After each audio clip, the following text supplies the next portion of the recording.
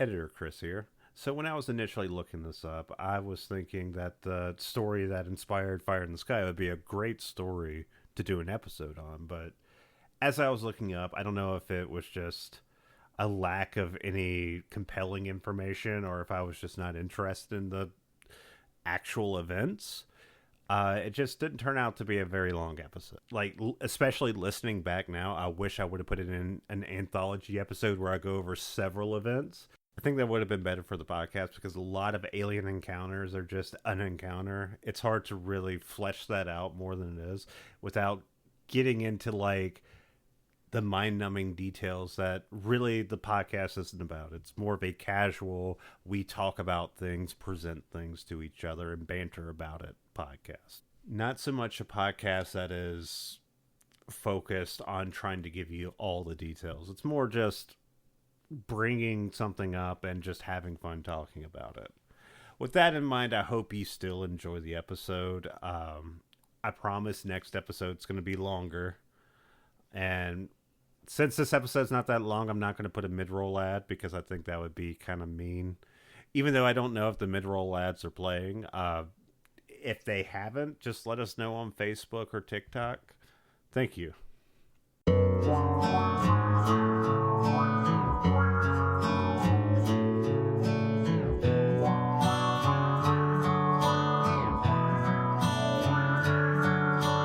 Welcome y'all to Backwoods Obscura, a podcast dedicated to the lore, legends, and myths surrounding the creatures that may lurk in your backyard. My name's Hewitt. I'm Chris.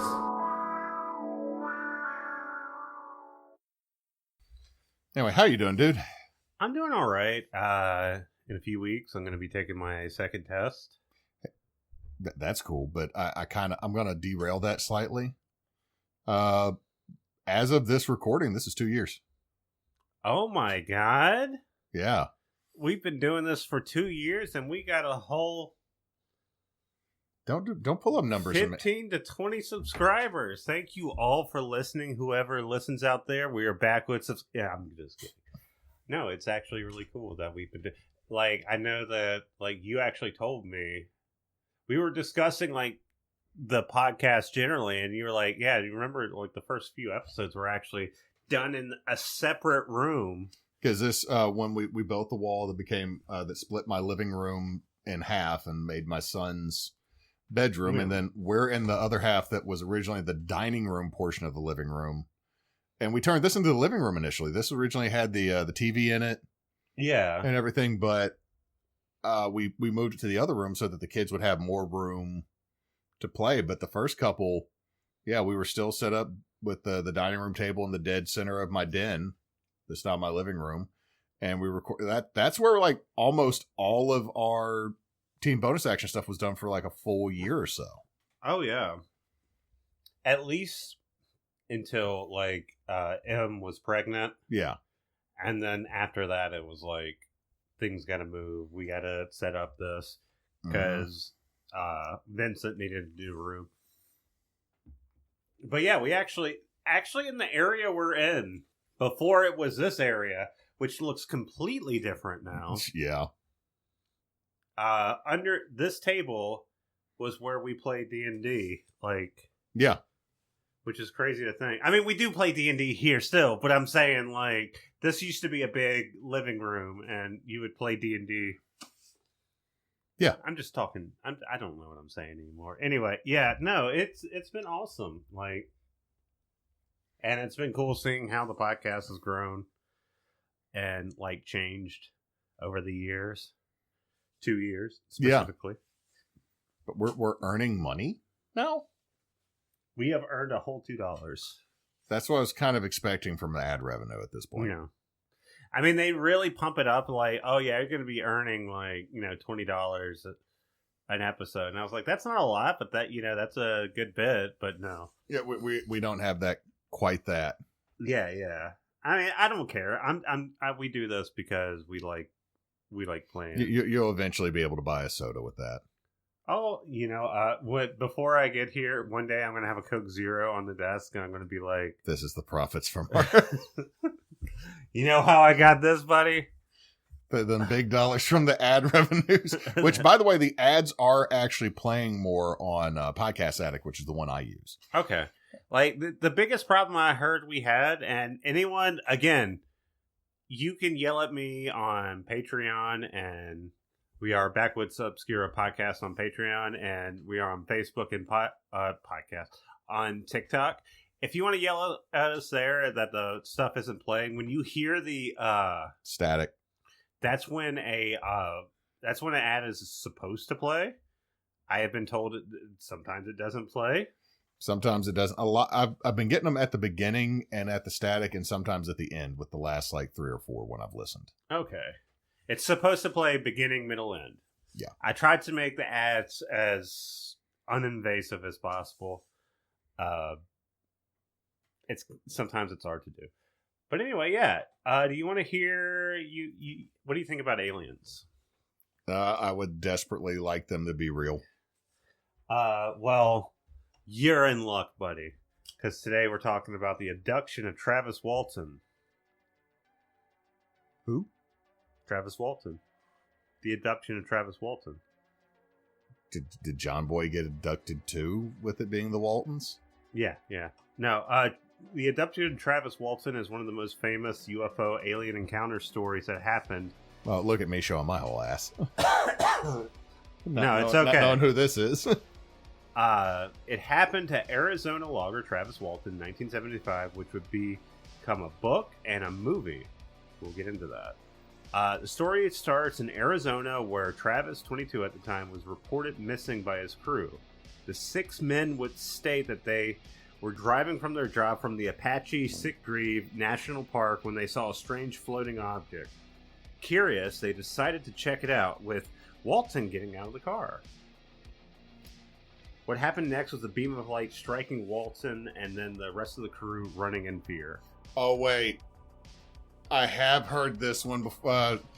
And that's why We Drink was talking about this, because they're like, all of his friends just fucking bounced when he got lasered. And I'm like, let's be fair. We all would. Like, we love each other. But if any of us got struck by a laser from a flying saucer and started floating, it's like, fuck, he's dead, we're gone. They would go back to the area, but there was no trace of Walton. Just his drawers. Just his drawers. He just roasted in there. With the skid marks and all.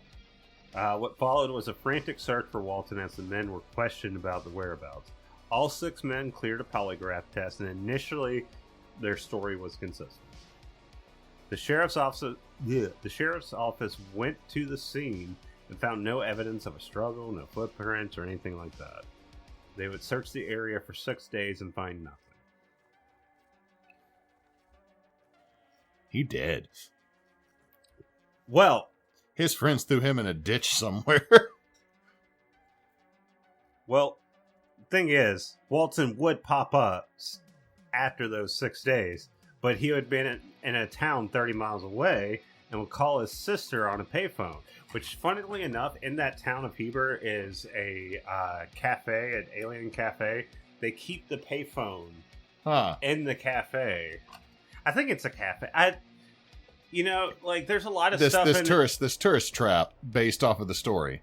Yeah, I mean, there's so much stuff. I mean, in like New Mexico and Arizona and all these places where like it seems like the West is like a hotbed of UFO stuff. To be fair, Area 51, Lockheed Martin, and all that stuff too. Right. He would initially he wouldn't go to the police or anything. He just went to the hospital to get checked out. He was disoriented, starved, and had a puncture mark on his arm. He would recount the time during the 6-day period. He claimed to have woken up in a hospital-like room where 3 short, large-headed humanoid creatures stand. Grays.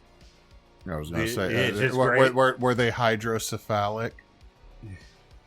They are hydrocephalic.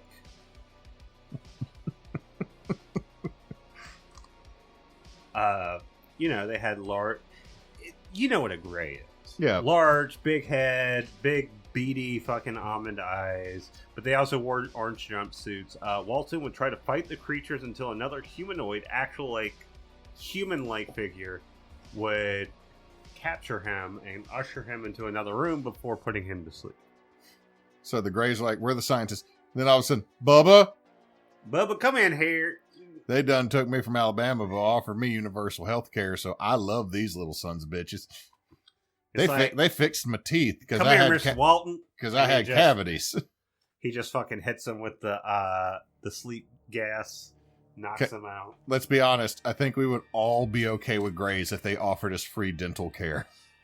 Shit, if they abducted and they did some butt stuff, but also fixed my teeth, I'm fine with it.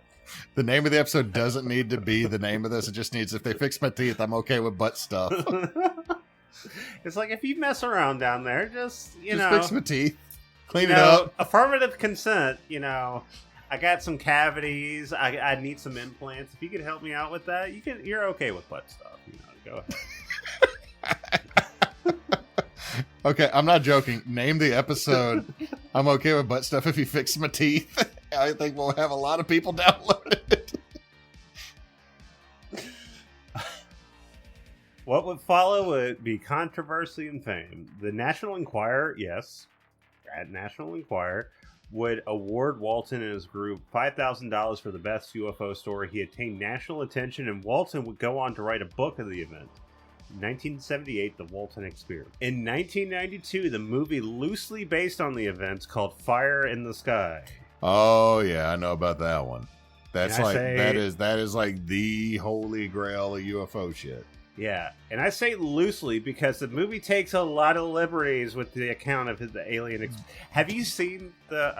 I do not remember the last time I saw anything from. I've never seen the whole thing, but I've seen parts. But I do believe there's butt stuff. Well, I would encourage anyone to go to YouTube. The whole alien encounter thing is on YouTube. It is such a fucking weird experience. Like, I don't know how, I've read, there was, a few differing accounts because I think Walton changed his story over time. We'll get into that.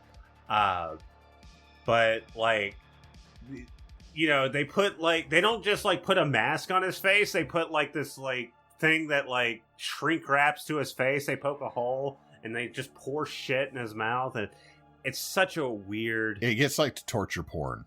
It gets almost torture.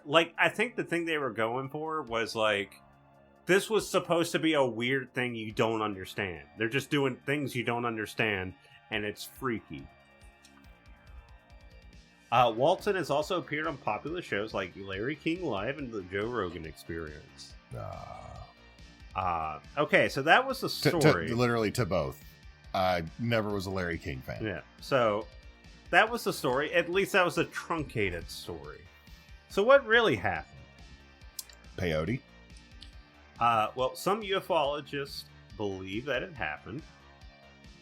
But there are some key issues. One of which, polygraphs are bullshit. Yeah, as long as you can keep your blood pressure calm during a polygraph test.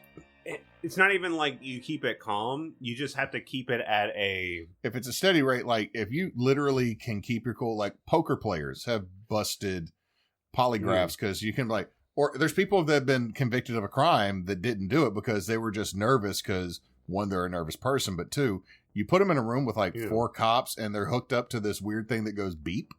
Yeah. And at the whole time it's going with the little ink pen thingy. It's especially a problem when Philip Klass, which is a ufologist, but he's also a skeptic, said that the claimed that they were administered poorly to the first 6 men. You can also use countermeasures to, like we were just saying, if you can control your blood pressure, in the sense that you if you remain calm or keep yourself at the same level that the first several ticks go. There's a whole thing where if you prick your foot, if you have a tack in your shoe and you prick your foot at the moment you're telling the truth, or you're doing the primer questions, that's just your baseline for the entire thing. So you're just doing that the entire thing. Having said that, Walton did fail his polygraph when he went with a state investigator. Mm-hmm. Now this might just be what makes the story fall apart. The logging company Walton was working for was severely behind schedule. At the time of the abduction, the company was at risk of steep fines. Many believe the loggers made up the event so they could claim an act of God to avoid fines. Okay. Walton and his brother, who he worked with his brother, was also both avid watchers of like UFO and sci-fi. In fact, the hoax bears a resemblance to the events of a film called The UFO Incident, like 1973. Mm-hmm. And lastly, Mark Rogers, one of the loggers, said in 2021 it was staged. One of the other guys, we fucking lied. Rogers stated that the men were discussing a hoax at the time and came up with the hoax on the spot. But Rogers later recanted that confession, saying that no, it happened. But he did post it on Facebook and also talked with like a film crew behind the scenes about it before then. So what I suspect happened is like he did that. He got a lot of fucking pushback from people, namely Walton, who is still alive. But yeah, I went into this thinking like, because I'm a fan of like, okay, I'm not saying Fire in the Sky is like cinema, but it is a fun movie, and I really like the alien abduction scene in terms of like a horror, from a horror perspective. It's very well done. So I was really excited to go into this, and then I was reading it, and the more I read it, I was like, oh, this is fucking... Damn it. It's like, I've felt that way with some other ones we've done. It's why all of a sudden I had to grab like 2-3 other things to throw in there to make it a full... Yeah, the thing is that, like, looking at it now, hindsight 2020 and all, I wish I would have done, like, UFO abduction, like a list, and this could have been one of them. But, like, my whole idea looking this one up was, like, okay, this is, like, one of the most famous ones. So surely there's a lot to it. It's like, no, there's really not a lot to it, and... It's pretty obvious, like, at least to me. I'm gonna do full skeptic here. Like, at least to me, it's obvious it's a hoax. I'm gonna say on what I would say on top of it's a hoax. I think that they ended up selecting this dude, and they got him high as shit and let him wander. I mean, that could have been it, but it sounds like from everything that I read, it sounds like Walton and his brother came up with the story, and they were like, yeah, man, there's like all this UFO shit happening, we can just do this. Captain Kirk. Like, it sounds like something a bunch of idiots would come up with. Like, if this is a drunk in a bar plan. Yeah, drunk in a bar plan. Because the thing is, they could, if they wanted to, if they really wanted to, like, delay the fines and everything, they could have just faked someone going missing. This is true.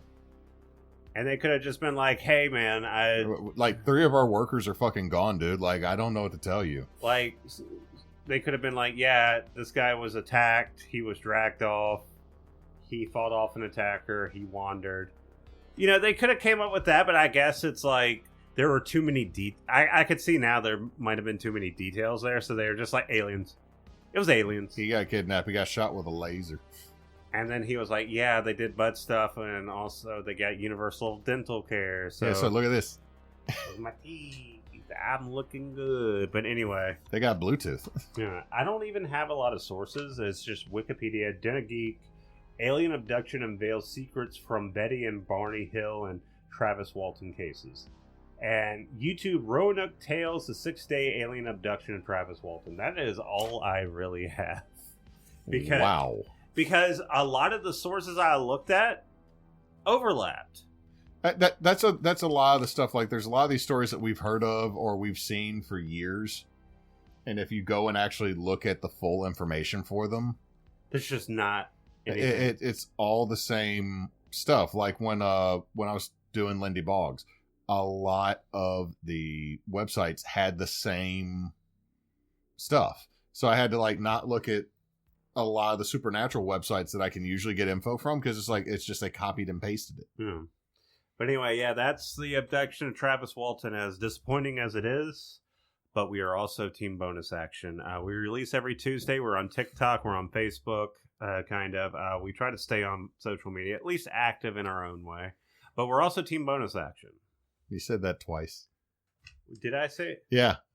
Wait, did I say we're Team Bonus Action instead of Backwoods Obscura? Yeah. God damn it. This case is disappointing in more ways than one. Get in there.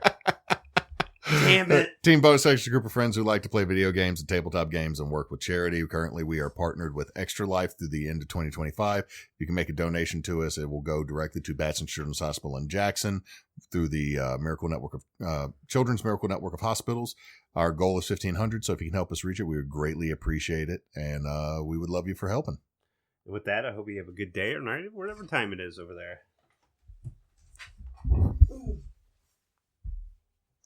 They're going to lift me up to golden streets. Man, you didn't have one that time, did you?